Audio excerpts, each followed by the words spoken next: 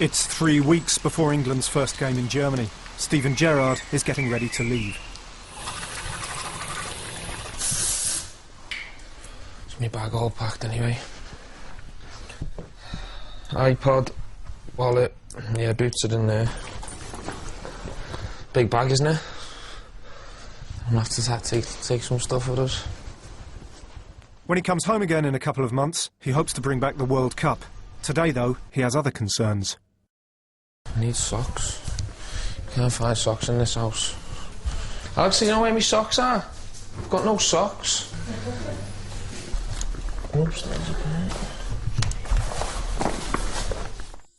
It's a year to the day since he lifted the European Cup for Liverpool in Istanbul.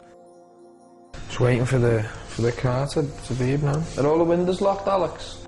A year which has seen him grow into one of the world's greatest players. A year he will never forget.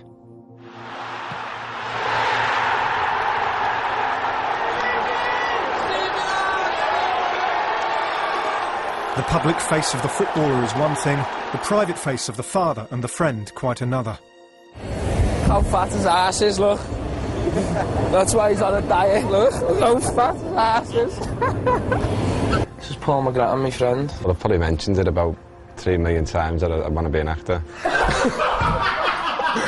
Meet the people who make Steven Gerrard who he is when he steps off the pitch. Daddy never farted. Daddy doesn't fart. From those who think they know him, to those who really do.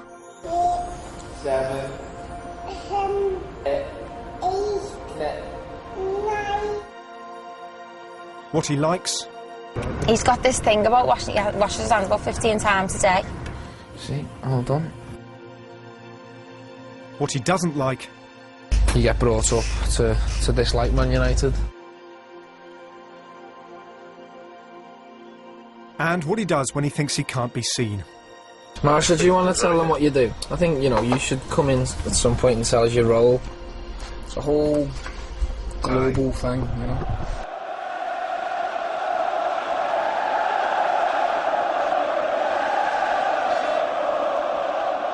It began in Istanbul. 3-0 down to AC Milan, the 24-year-old skipper inspired Liverpool to the greatest comeback in the history of the European Cup.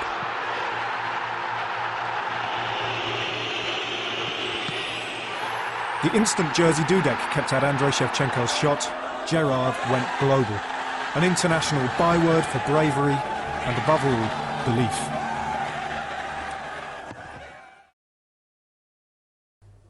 I got a company in to, you know, I wanted the room done especially, and they came in and they gave me the idea of the mannequins because obviously it's the biggest night of my football career. I didn't realise how big it was until like they'd won it, you know what I mean? How big, how important the game was. I mean, because girls are different, aren't they, with football? Like, they wanted this setup for both shirts, but they wanted them to spin. So we had like electric things put in and they spin round. It's just showing off really, but you know, it's always nice to come in here and, you know, go back to Istanbul on the night. I don't think the baby was well at the time, so I had to watch it on my own in the house. With the baby on my own, yeah. Switch them off, save on the lechy.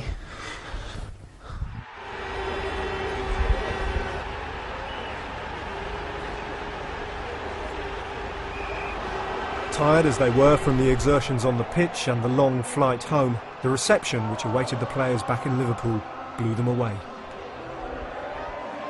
Once you get on the bus and you see the fans and stuff, it's just like, it was like having like about 5 Pro Plus really. It was like, you know, you just got this big buzz and this burst of energy just to join in and celebrate. It was just different gravy. It was like, just people everywhere, on lampposts, buildings, shops, cars. There was horns going, there was shouting, screaming, tears, there was horses knocking people over. It was just an experience I'll never forget, and hopefully I'll experience it again, but if I don't, I mean, away from football, that's probably one of the biggest buzzes I've ever had, being on that open top bus.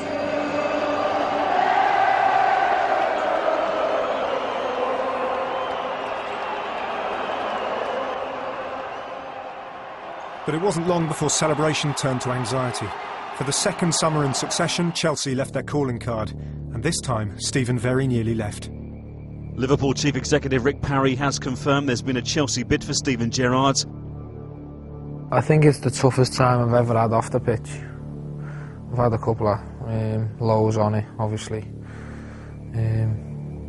But off the field at Chelsea, stuff in the summer of 2005 was probably the lowest in my career. And it was a difficult time, you know, going into training and coming home and being confused, and there was a lot going on, you know, with the contract and stuff. Most of the big clubs in Europe had made it known one way or another that if Stephen was of a mind to leave Liverpool Football Club, there wasn't a top European club that didn't want to know.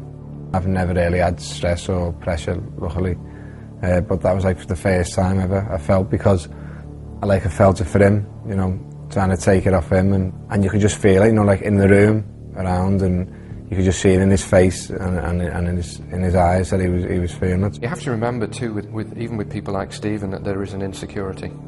You know, for all the confidence on the pitch, he needs reassurance, and I think Stephen had perhaps convinced himself that he wasn't as important to us as he clearly was. There were doubts in his mind about how much we wanted him to stay and how committed we were. I can assure now to our fans that we want that Steve stay with us.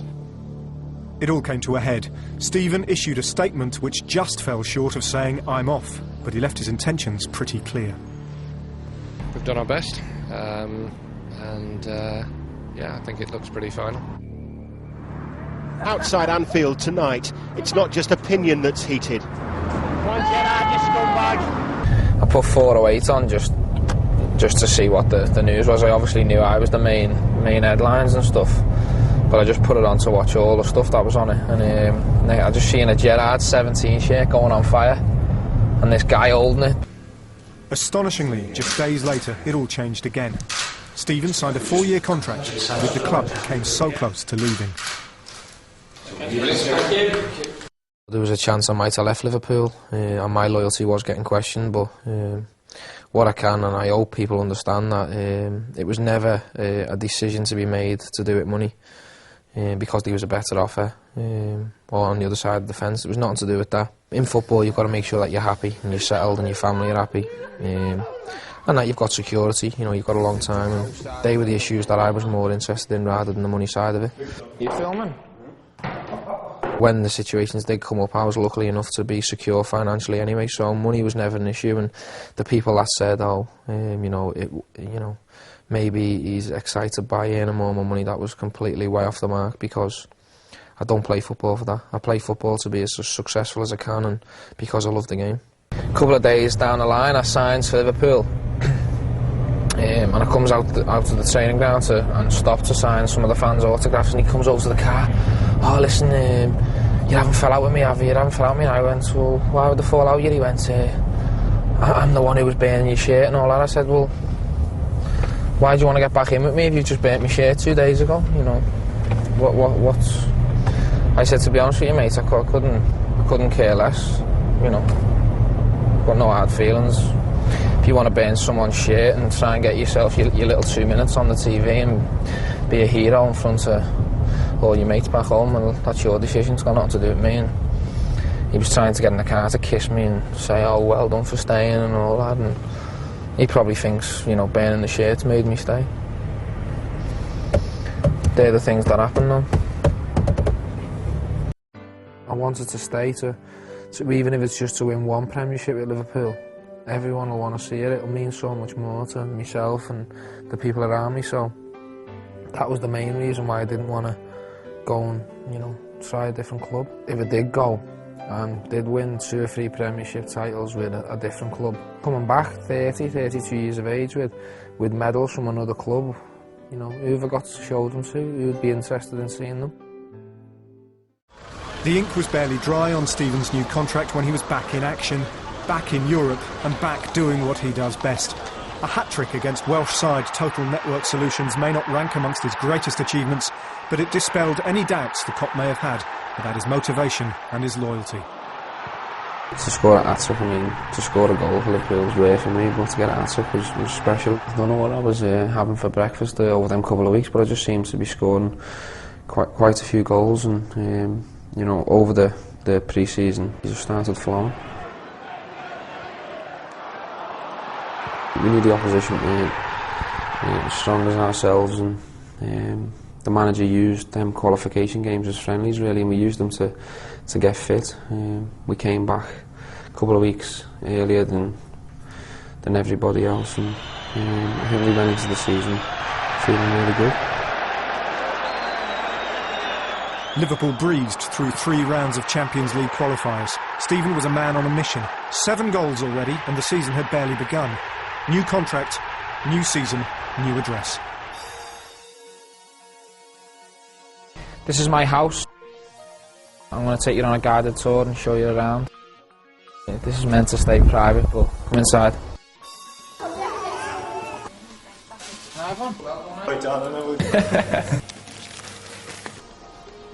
The house was a new built house, got front and back garden. It had, I think, 7 or 8 bedrooms, but I changed some to have a games room and a memorabilia room. It's got a couple of living rooms and a nice kitchen, and basically it's just a normal house, but it's quite big, and I feel as if I've done it up really nice and I'm proud of it. Lights. This is the dining room. This is where we have family meals together. Christmas lunch, stuff like that, Sunday dinners. This is the living room area. This is where me and Alex relax at night when the baby's asleep. We can come in here and put Sky TV on and chill out. It's a really cosy and warm room. Into the hallway. This is the lounge room we use of a day when the baby's about. Obviously there's a wooden floor in case she makes any mess, and there's just settees where we can lounge about and watch TV in the day and stuff. Let Lily get all the toys and make a mess in this room. Welcome to my games room. These are the doors I had made, glass ones. They've got images of the Champions League night on. There's my goal that I scored, the first one. The other goal's on there somewhere if I can find it. This is a room that I like to spend with my friends and stuff. We have a little bet on the pool table. That's an England shirt, by the way. No man shirts allowed in here.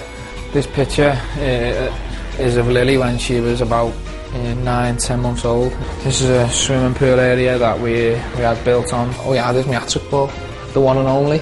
When you've had a swim and you're tired and you want to relax and get away from Alex and the baby. Great lad. I have to put him up as well, Case. I wasn't going to put him up because he's not really at that top level, but because Casey comes round, gives me a visit, I've got to throw one in. This is the steam room we had built on. I think you can get 7 or 8 people in there.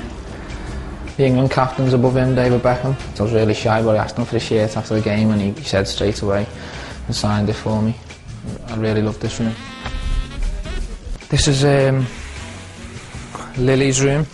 She's asleep at the moment, so I have to be quiet. I've got a little TV for her for when she wants the cartoons on. Normal bedroom with a TV, really. We've had a TV put in to watch the games. 60-inch plasma TV. Watch DVDs and stuff. There's a TV area over here. Put Sky TV on. Me and Alex are a big fan of watching the telly. We had a TV put in as well, so we can watch the games in here if any of the boys are around. This is mine and Alex's room. There's the chair, Kazi. You just bend the camera around there. That's where it all happens. Rooney again. I don't know why that's a mistake. Can't have him in here twice. He'll think I'm obsessed with him. Some storage space. This is the room I use on a Friday night before a home game to get away from Lily and Alex, to get a good night's sleep. If you come inside. It's like cricket at the moment. Cricket are providing the clothes for the OK shoot, so as you can see it's a bit upside down, but this is where I relaxed the night before the game. I think it took me about 2 weeks to move all my stuff, and it was a nightmare. I was going to get someone in to do it, but I've got certain bits and bobs that I don't really want people to see, and so I decided to do it myself, and it was stressful, but I'm all settled now. Really happy with my new house, and as I said, me, Alex and the baby are enjoying it. As you can see, Alex has been busy. Shopping's all in for once. Häagen-Dazs. Benitez won't be happy if he sees that wine rack. I'm barred from in here, but Alex likes a glass of red wine. Sometimes I have a glass of red wine if we're having a nice meal and we've got people around. There's champagne, white wine, red wine, and soft drinks, Diet Coke. Oh, we put them in there. This is the messy room, where the ironing and the washing and all the girly stuff gets done. Look at all these hiding from the camera. They're two of my relations who help clean my house and do a lot of stuff for me, and these are two girls from the OK magazine. That's great, yeah, off Andy, that's great. Andy, same thing, that's fab, yeah. Lift your chin up a little more there. We're doing a photo shoot, a Christmas one. This is all Alex, by the way. They're coming round to the house to put some decorations up for Lily, and they want to do a family photo shoot, so looking forward to that. It's a big thing for Alex, it's some publicity for her. I mean, that's the kind of stuff she likes doing, modelling and getting the picture stuff, so it's what she enjoys, and I don't mind joining in for their sake. These women. Not really a fan of, being close to the city centre. I mean, it's a bit too hectic for me, the traffic and that amount of people. I like, when I come home from training, to get away from it, where it's really quiet. I like going through my front gates and, getting away from it and spending some time with my family and switching off from football and switching off from, people around the city, really. Different players have different preferences, and some like to be close to motorways, if they're not local, so they can get on the road if they ever get a day off. Some like to be close to airports, and, what I find is I like living where I'm comfortable, and I like the surroundings to be comfortable, and I'm sure all the other boys do as well. I'm really, really happy here at Liverpool now. I'm settled, I'm enjoying my football, and I always think to myself, what am I going to do when I'm too old or I'm not good enough no more? I'd like to finish it at the top level. I don't think I'd like to filter down the leagues, and whatever age I get to where I'm still comfortable and then I finish, I'll either stay in football or I'll just completely go missing, I think. I mean, do you sometimes sort of dream of being anonymous again? Yeah, I do. Sometimes when I'm down and I'm not playing well and football's getting on top of me, and sometimes I think to myself, I wish no one had recognised me and start feeling sorry for myself. But as I said to you before, I'm really proud of being a footballer, and I wouldn't change it for anything in the world. I'm really lucky. After a difficult summer, Stephen is slipping back into the old routine. It's exciting, you've had usually around 3 or 4 weeks rest, holidays, and you can spend a lot of time with your family, and then it's back into start preparing for the coming season. You're excited to see the lads, to talk about what they've been up to.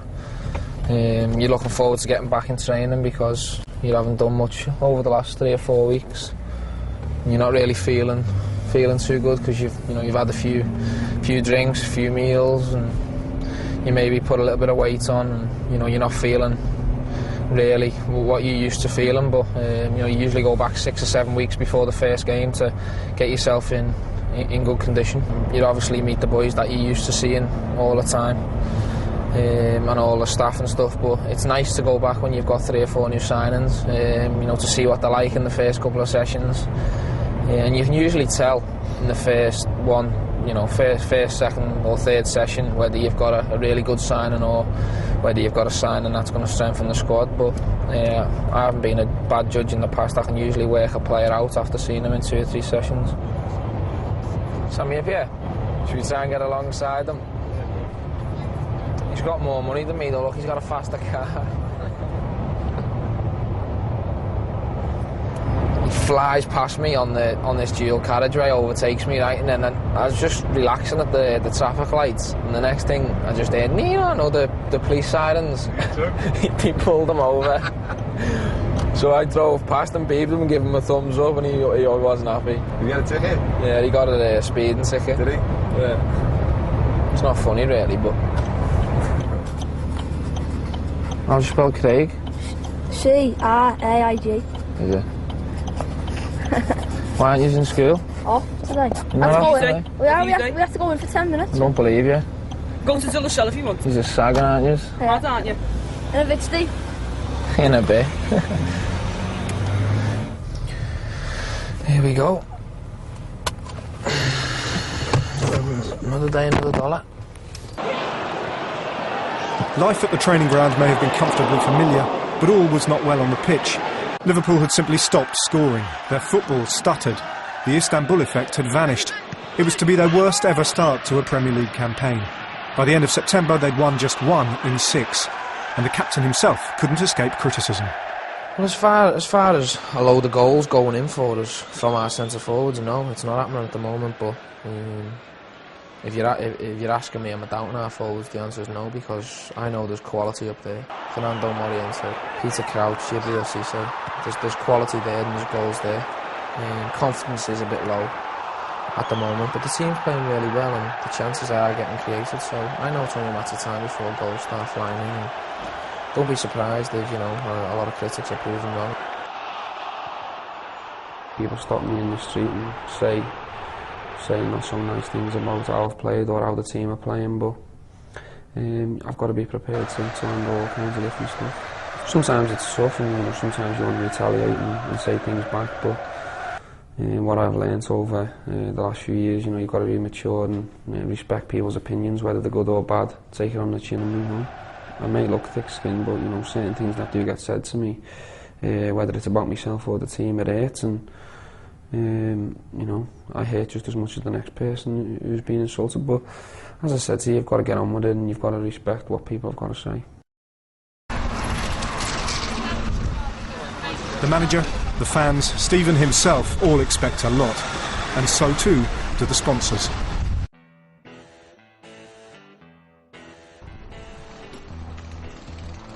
It's never Stevie's real focus to market himself off the pitch.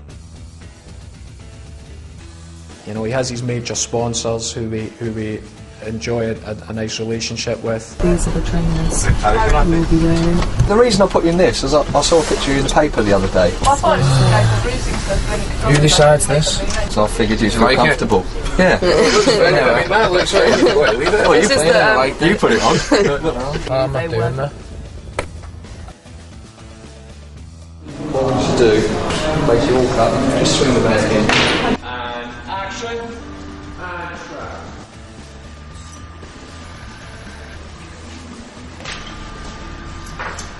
And we're cutting here. Okay. Stevie, you and I are sitting eating out of plastic plates with your banoffee pie there. Yeah. Crouchy and Redknapp there. We went for a meal. They go into the posh restaurant across the way there. What's wrong with eating out of plastic dishes anyway, like? Nothing's wrong, it's just when you forgot your roots, or? No, not at all. I was happy to do it. I just felt I wanted the boys to show a bit of solidarity with us instead of swanning off to the Pan American. This is perfect. Leather couches table.com. We just felt that we were getting in the way a bit, didn't we? Yeah. To tell you who's invited, man. It's a compliment to the chef, look. And there's real. Alright guys, sorry to interrupt. Is everyone alright in terms of food, drinks? Yeah, perfect. Everything's fine. Yeah. Did you do the banoffee pie? What's that, sorry? Did you make the banoffee pie? Colin! No, why is it bad? Oh, it's top draw. Colin, no, serious, it was top draw. Colin. Rolling camera. And Stephen. Marsha, do you want to tell them what you do? I think, you should come in at some point and tell us your role. It's a whole global thing, And what's done and what's not done. Are they... what? I'm lost. Excellent. Let's check the game on Netflix, Mark. This is Paul McGrattan, my friend. Sorry for not introducing him. So, he loves the camera, Paul. The camera loves you, doesn't it? Take it away. Not today. Why? What a big spot on me now. Show them it. Which side? No. Come on, come close. Just show. Damn it, get it in. He's actually got another one coming in. Yeah. So I'm not really up for this today, but... Has it been the steam room guy last night? Having a bad hair day as well, bit of grey coming in here. He usually gets the boot polish on him. It's accretion out. Don't get the boot polish on. Late 20s, things like that start to happen in that late 20s. Both in our 20s. Surely.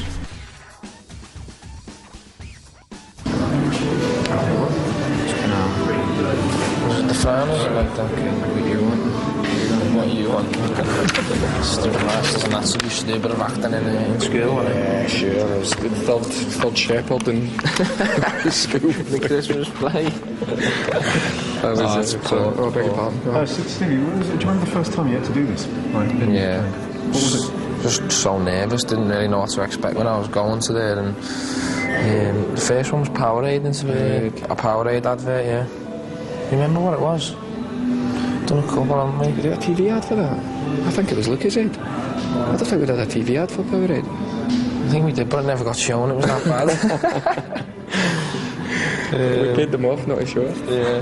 I'm not the best at this kind of stuff, but just take part for the experience and for the laugh. And a few of the lads are coming down in a bit, so could have turned it down because I knew the lads wanted to do it and stuff. I wanted to do it. Let's go. Come in, guys. Come in, that's it. Good. It just makes me feel better from before. I was doing a bit of acting, thinking to myself, oh no, this is just not me. Come in and watch the boys, have a little laugh at them, but it's poor, innit? It's poor. Probably one or two out of 10 best for the lot of us. We're not the best. Talk us about your love life. Tell us about your love life. People want to know. No one's interested in my love life. Well, you might be. I am. You know about it? I just want you to tell everyone else, though. You meant to share. Not much to tell, really. It's single. Available.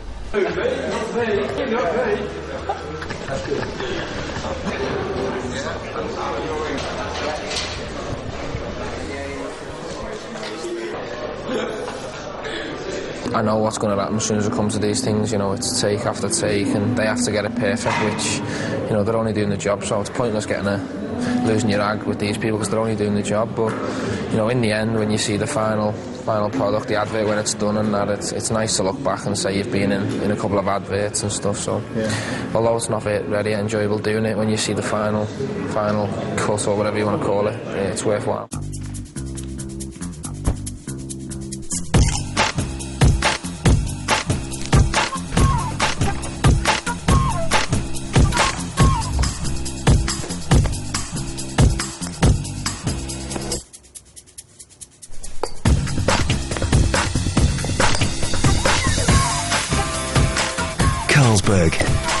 Expect company. Out of the red number 8 and into the white number 4. Victory over Wales in the World Cup qualifiers was followed by defeat in Belfast.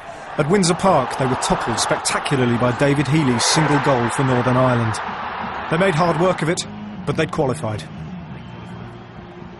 The Northern Ireland game was just a complete nightmare. We never played well. We've took a lot of criticism from it, and rightly so, because that wasn't the real England team. It was a different team that turned up that night, and it wasn't the one we want to be involved in. It's very disappointing when you lose for England, because you know you'd have to wait a long time to put it right, because the games come around every couple of months. So it's difficult when you lose any football match, but you know, to lose for England, it does hurt really much. Yeah. And what went on in the dressing room afterwards? I think that all got blew out of proportion. I mean, we just lost a World Cup qualifier. Any football match you lose with a gang of men involved in a small room, you know, there's going to be words getting said and people talking about the game, but you know, the media blew it all out of proportion really, because what got said never really happened. It was just all handbags really. I think the majority of our qualifiers were so-so performances, but we finished top of the group. We've done the job, and the good thing is there's still a lot more to come.